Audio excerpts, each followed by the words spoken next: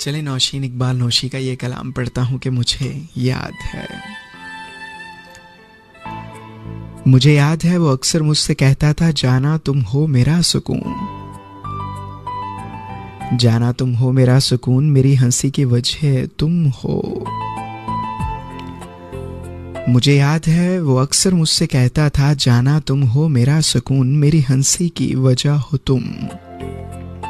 तुम मेरी जिंदगी हो। और आज मैं ये सोचती हूँ, फासले सदियों के हैं हमारे बीच, अब वो कैसे सुकून से रहता होगा, किसके संग वो हंसता होगा, उसकी हंसी की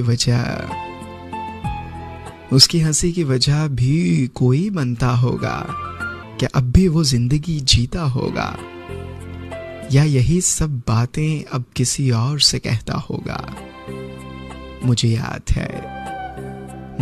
है वो अक्सर मुझसे कहता था, जाना तुम मेरा सुकून। वाह, बहुत खूबसूरत ये नज़्म थी नौशीन इकबाल नौशी।